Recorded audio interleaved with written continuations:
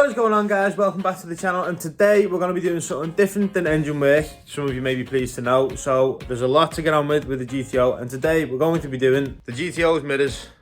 I've stripped that one down just to see how it all comes apart, so I'm not stood there fumbling around on the camera. But we'll strip that one down together, and then we'll get them sanded, we'll get them prepped and painted, and then we can get them bolted on the car, because that car's been missing its ears for a good few months. So first things first, in order to start stripping these down, we need to pull the actual mirrors out. And to do that, these mirrors, not every car is the same, so don't take this as gospel, but these mirrors, you grab them from the bottom, you pull them up, and then there's two tabs on the top that they sit into. So you just pull them out, them tabs, lift the mirror over, and because, believe it or not, these were heated mirrors, even in the 90s, there's a cable on the back, well, with a little 2-pin connector. You need to make sure you take that off, because if you don't, you'll snap the cables off the mirrors, and if they did work, they definitely won't when you put them back together. So, like I said, you literally just get under the mirror, try and get your fingers under. If you can't, use something soft, or if you're very delicate, you can probably use a screwdriver. This is what I'm going to do. So, get a screwdriver underneath, just pry it up slightly, get my thumb under like that. It's back in there. And then when my thumb's under, pull it up. There you go. Pull it up. There's two clips on the bottom there that it sits on. They're the two clips it snaps to.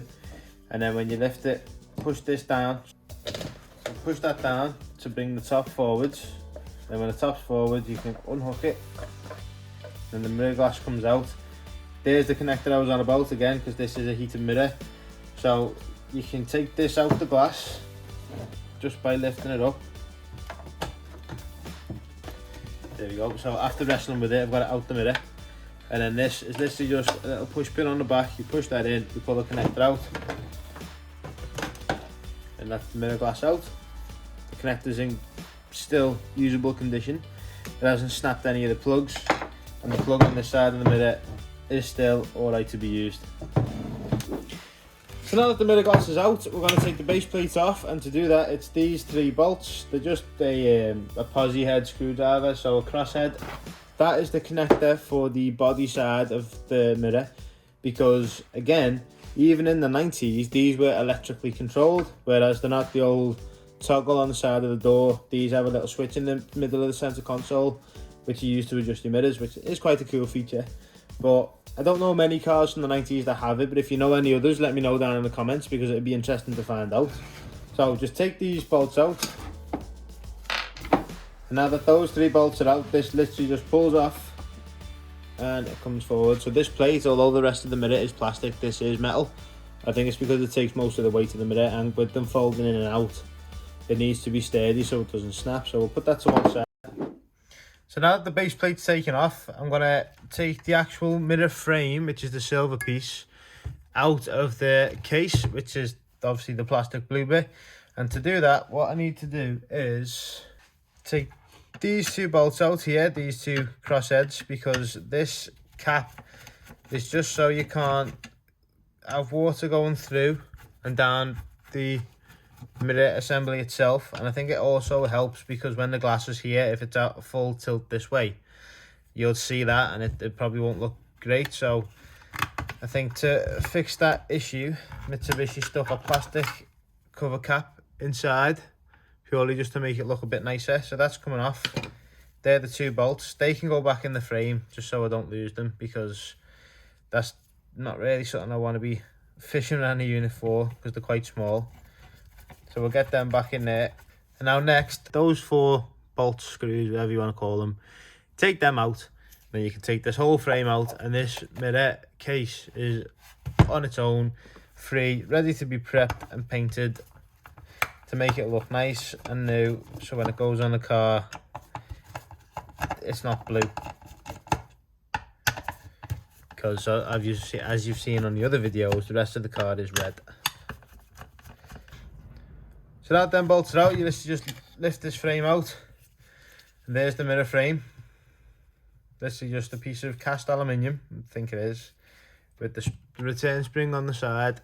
And then you've got the electronic adjustable assembly in the middle. So that are now free, and that is the mirror fully stripped down, ready to be prepped, painted, and then we can build it all back up and stick it back on the car. So that was the mirror stripped down, and as you can see, it was easy as that, and it helps to know what you're doing, hence the reason I've done the other one before. But there is some damage on the mirror that we'll have to fix first. So if you look at this, so on the back of this mirror here, as you can see, a massive crack, and there's a big piece missing. So we'll have to fabricate that out of some filler and some aluminium mesh just to fill the gap. So when we spray it, you won't even see the crack again, and it just helps to prevent water from getting in through there. And I put all that effort into the car. I'm not going to leave that like that. I think that one's relatively okay, but if I find anything, I'll let you know. The other thing as well is, actually, this is the cover cap I was on about on the inside of the mirror on the passenger side, and the tab snapped. Probably because I was being a bit heavy-handed, but again, I've got a hot staple, so we'll hot staple that back together, and you'll never even tell that it's actually been damaged. As long as it holds it in, I don't mind, because that sits behind the mirror, so you don't actually see it that much. But the last thing I want is to get them all together and it not look great and it not work the way it should. So whatever we do, we'll do it properly. Whether it takes a bit longer or not, it's definitely worth the time. The other thing as well is these, we'll get these sprayed.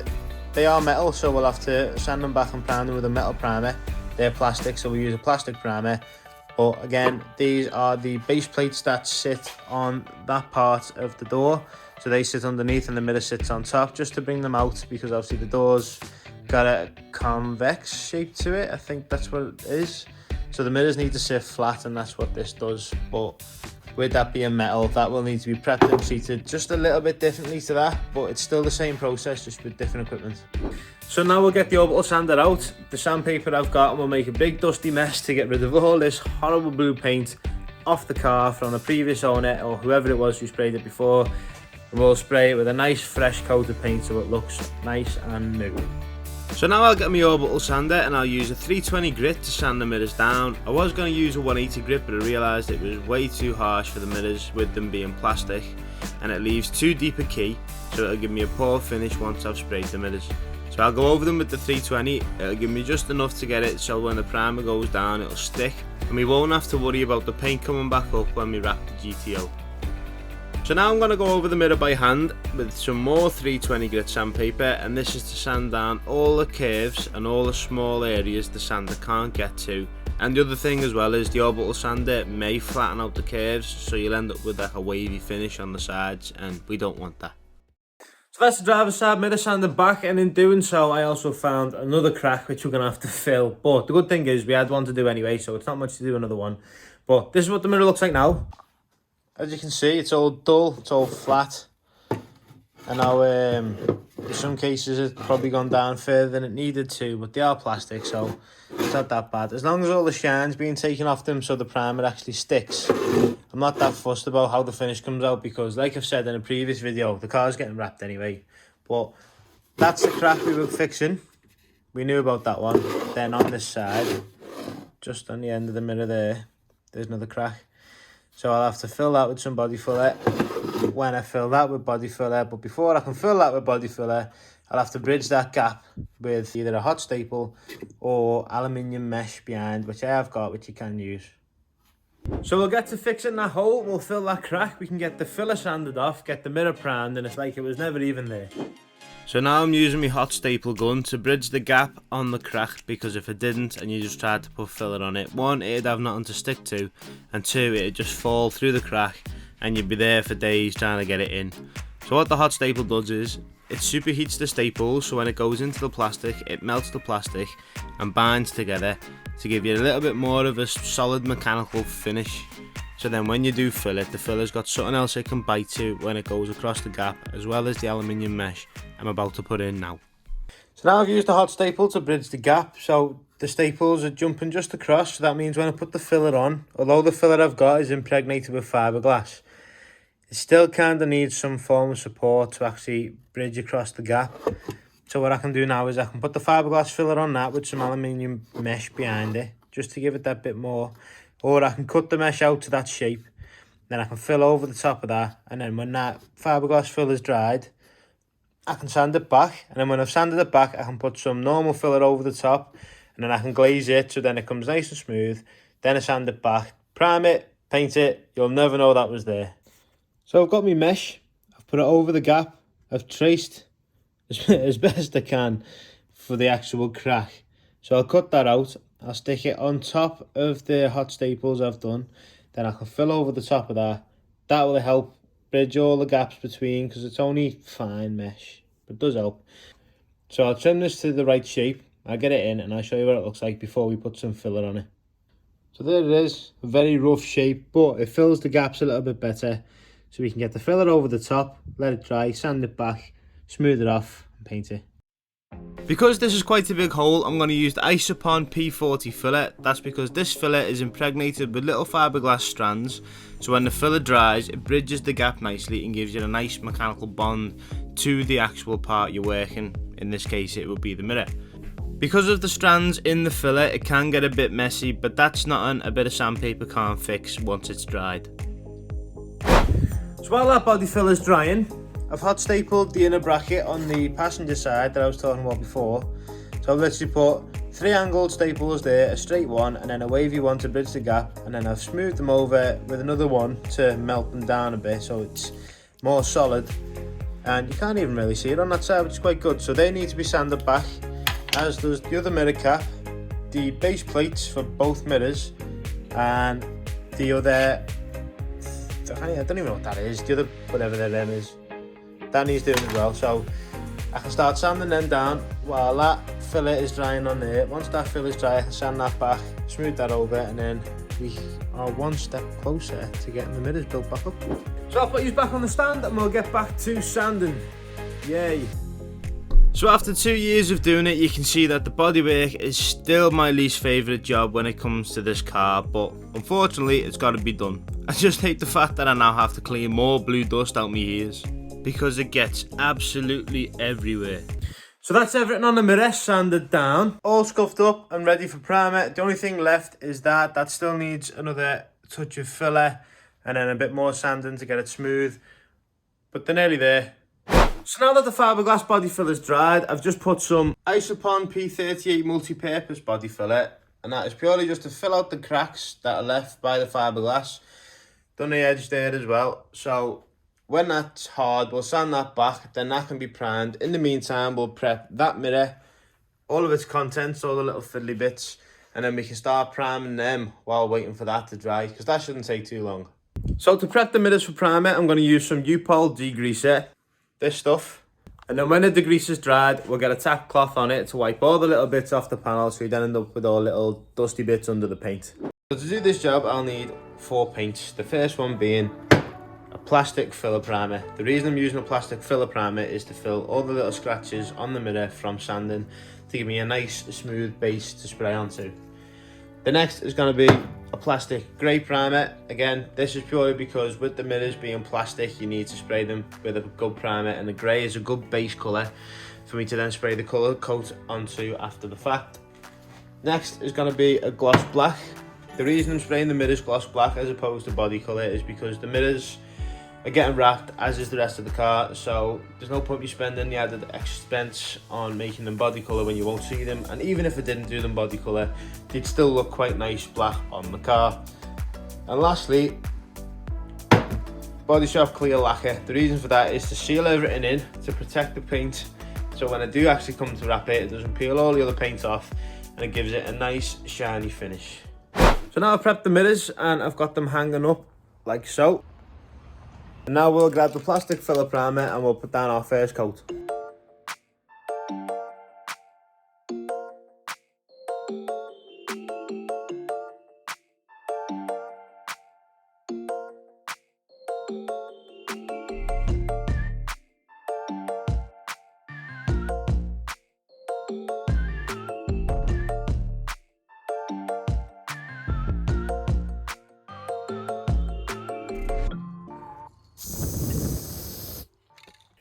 There they are, both mirrors hanging up.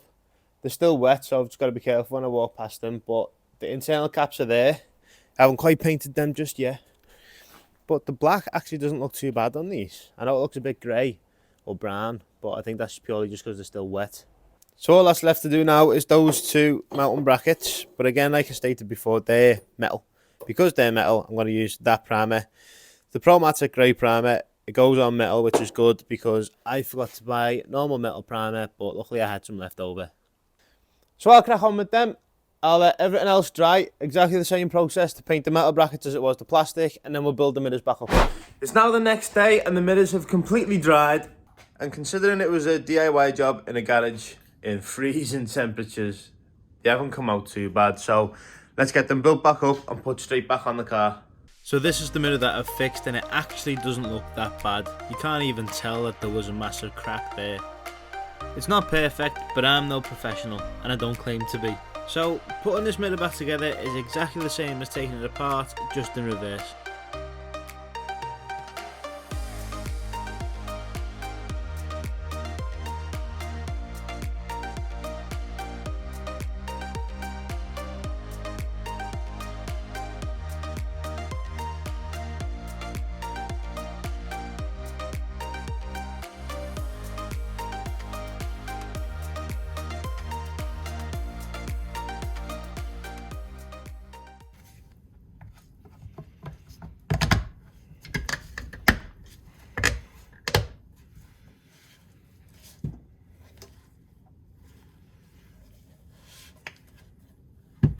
So that's both mirrors fully built up and ready to go back on the car. And to do this, it's the same on both sides. So let's get to it. So first thing to go on is this plastic spacer that sits between the mirror and the door. Then you've got to plug the mirror in because it's electric for all the functions to work.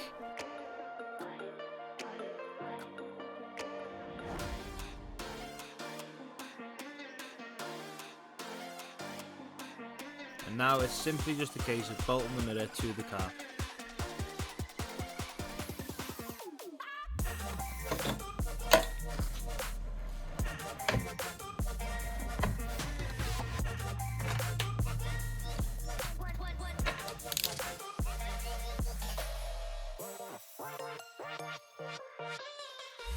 So both the mirrors are back on, bolted to the car, and they don't look that bad.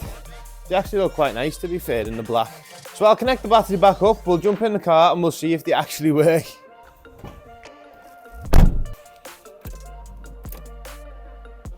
So now the moment of truth. So we'll try the driver's side first. Right. Way! Can't lie to you, I didn't have much faith in that, but that actually works. So now the passenger side. Yes, there's another one. Again, didn't have much faith, but electrically they both work, and I'm made up. What's that in the passenger mirror there? Ah, yes. So remember to subscribe if you like the videos and you want to see more of the content. Subscribe, give it a like if you like this one, and press that notifications bell so you get an update when I post new videos. So I think that rounds the mirror video off quite nicely because they're both back on, they both work, they look okay. They're not amazing, but again, DIY job, it's freezing and they're getting wrapped anyway, so I'm not that bothered. But if you like what you see and you're enjoying the content on the channel so far, make sure you've pressed that subscribe button. You give me a thumbs up if you like the content. My Instagram is below, so go give me a follow on that if you want to see little updates on the GTO, stuff I'm not actually videoing, the bits you don't really want to sit there and watch. And I hope you've enjoyed this video, and I'll see you in the next one.